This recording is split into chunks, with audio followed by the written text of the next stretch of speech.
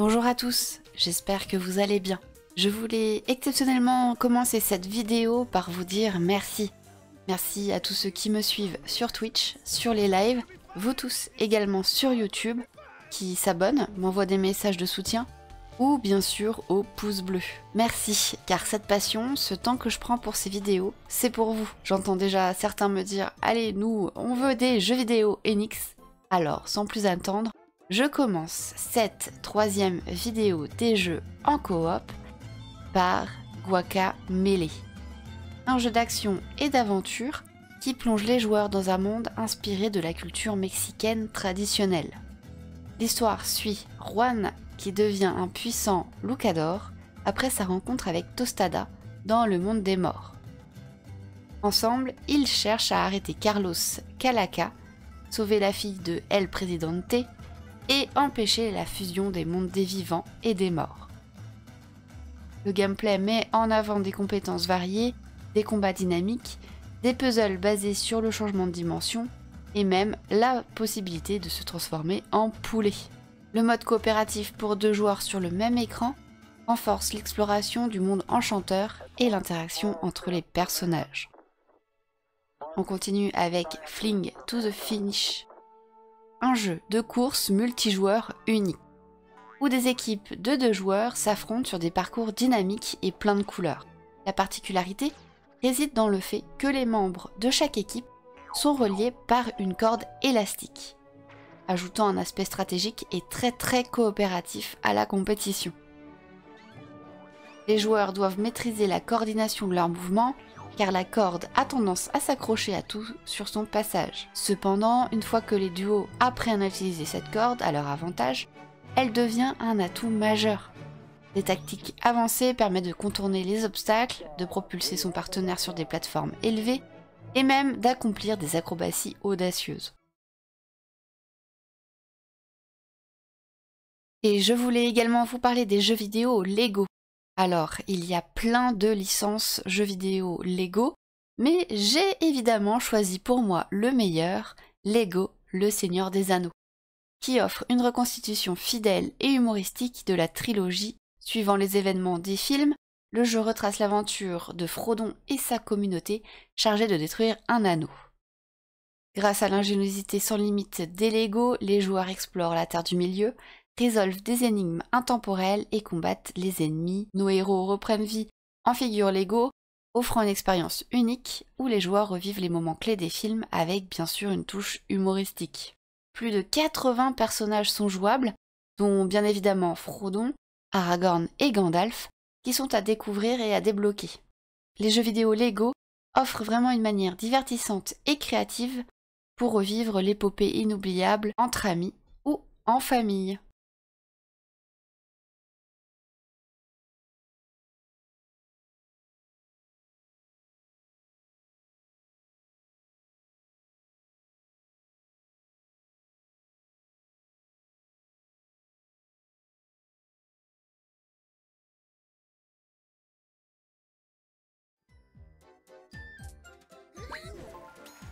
Et on passe à un jeu de puzzle qui est Sniper Clips, les 2 font la paire.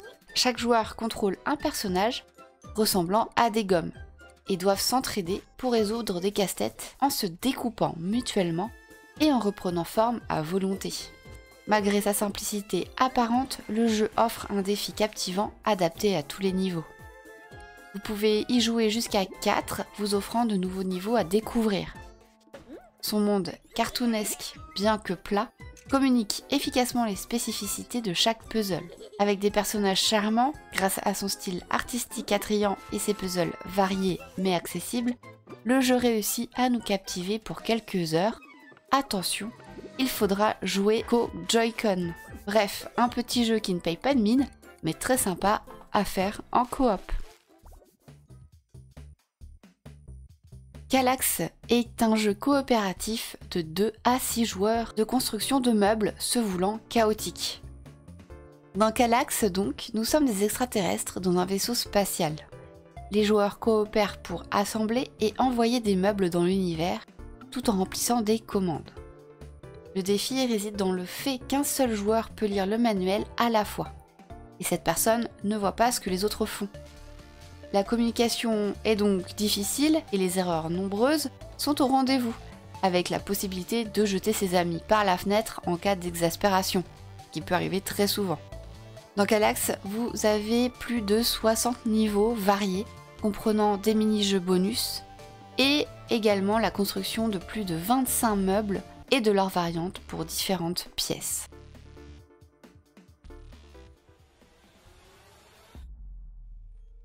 Et on passe à un autre style avec le successeur de The Forest, Sons of the Forest. Vous pourrez donc jouer comme dans The Forest en mode coopératif, permettant aux joueurs de suivre seuls ou avec des amis. La coopération est vivement encouragée avec la possibilité de partager des objets, collaborer pour construire des défenses et appeler des renforts pour les explorations en surface et sous terre. Dans le jeu, nous sommes à la recherche d'un milliardaire porté disparu et nous incarnons un survivant de crash d'hélicoptère. Bien sûr, nous sommes coincés sur cette île, dans une forêt plus qu'étrange, le but étant de rester en vie. Pour cela, nous allons devoir explorer cette dernière pour trouver de la nourriture, de l'eau et de quoi se construire un abri. Un aspect saisonnier est présent, nous pourrons pêcher du saumon au printemps et en été, stocker de la viande pour l'hiver. Mais faites attention, car l'hiver, les créatures telles que des zombies cannibales ou des mutants ne vont pas vous laisser de répit, car ils chercheront à manger également.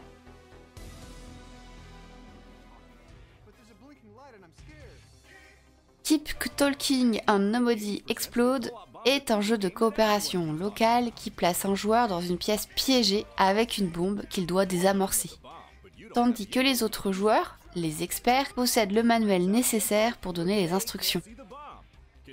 Ces experts ne peuvent pas voir la bombe, nécessitant une communication rapide et efficace entre tout le monde. Les parties sont rythmées, mais également tendues et souvent humoristiques, mettant à l'épreuve les compétences de résolution de puzzles de chacun et bien sûr de communication.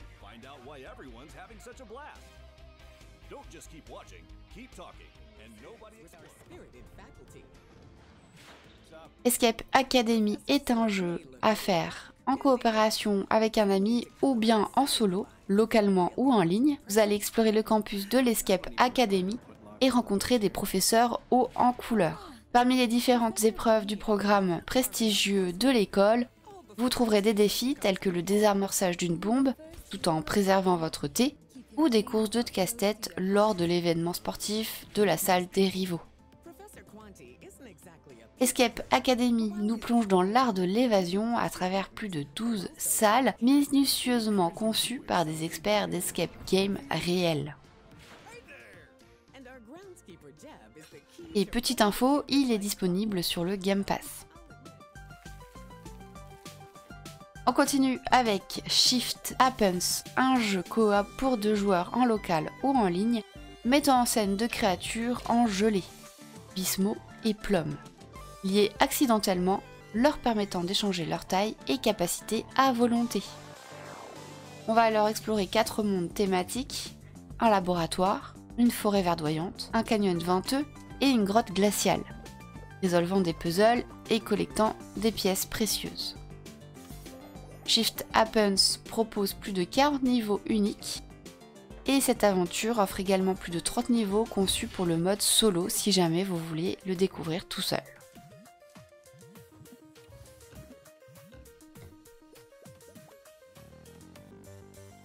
Chippy et Nopo est un puzzle platformer 3D coopératif à 2, centré sur la construction de jouets. L'action se déroule dans une fabrique à jouets où le défi consiste à assembler des morceaux de jouets en suivant un plan.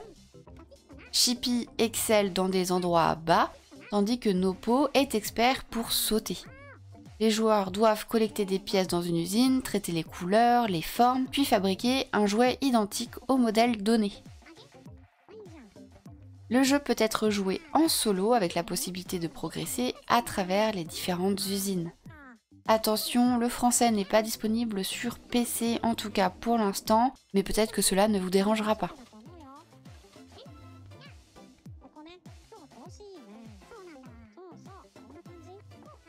J'avais hâte de vous le faire découvrir, c'est Playtup, un jeu culinaire. Vous savez, j'adore ces jeux.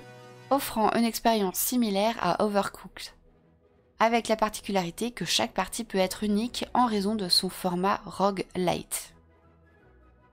On commence par le choix d'un plan de cuisine et d'un menu, déterminant ainsi le déroulement de la partie, puis on doit préparer des recettes demandées par les clients, tout en gérant les tâches de ménage, la cuisine, la préparation et le service.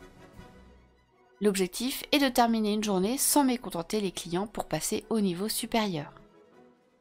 Avec plus d'une dizaine d'échelons par recette, la difficulté augmente au fil des niveaux, ajoutant des nouvelles tâches et plus de clients. Le jeu peut être joué en solo, mais la difficulté augmente avec le temps, et il est plus fun évidemment en multijoueur, en local ou en ligne.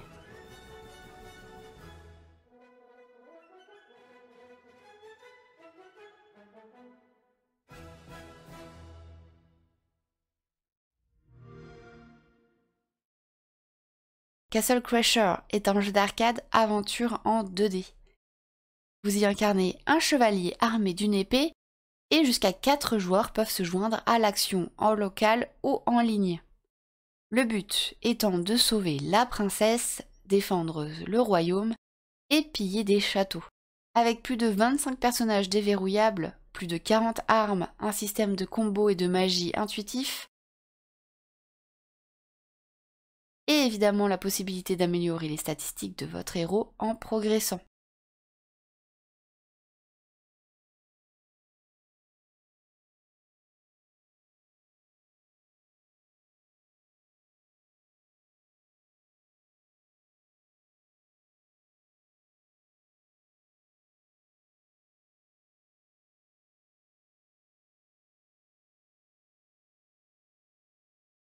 Dans Pit People, vous plongez dans un monde fantastique en proie à l'apocalypse. Découvrez un groupe de héros au destin tragique et partez à l'exploration. Sous la narration d'un mystérieux narrateur, personnalisez vos combattants, recrutez des créatures étranges, trouvez des trésors fabuleux et participez à des tournois.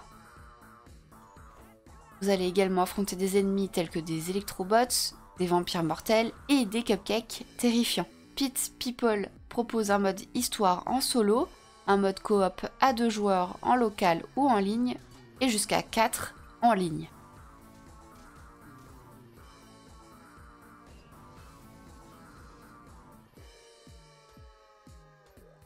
On passe dans un autre style avec Never Alone, un jeu de plateforme captivant pour 1 ou 2 joueurs. Développé en collaboration avec la communauté nord-amérindienne de l'Alaska, le jeu nous plonge dans la culture d'un de leurs peuples, offrant ainsi une expérience de jeu unique.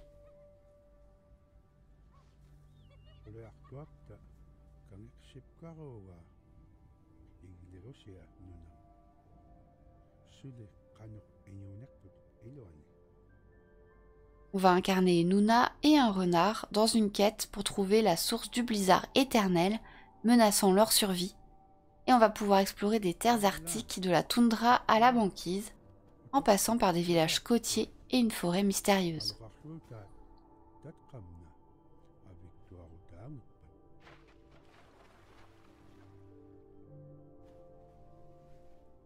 Le jeu s'inspire des contes traditionnels transmis de génération en génération, et on va pouvoir guider nos 2 personnages pour surmonter des obstacles tels que des bourrasques dévastatrices, des blizzards effrayants et des montagnes impitoyables. Rencontrer les personnages fascinants du folklore et profiter d'une narration authentique parlée par un maître conteur.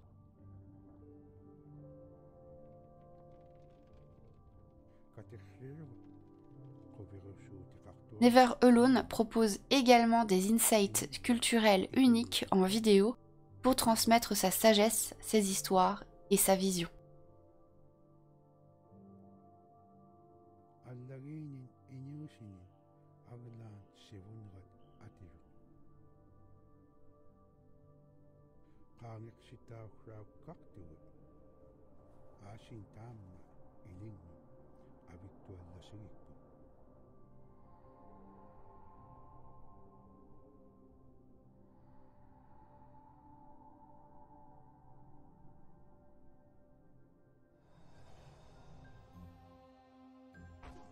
Et on continue avec un autre jeu qui est Ascendum.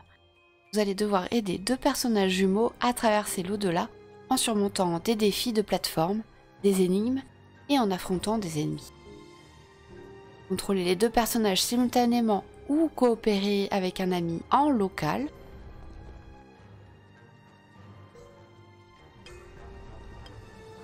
Les jumeaux doivent collaborer en interagissant avec des objets dorés de manière opposée pour progresser. Vous allez pouvoir explorer des zones peintes à la main, débloquer des niveaux secrets et profiter de la bande-son variée du jeu. Sauver des âmes perdues, collectionner des pièces et enfin découvrir l'histoire captivante derrière cette aventure mystique.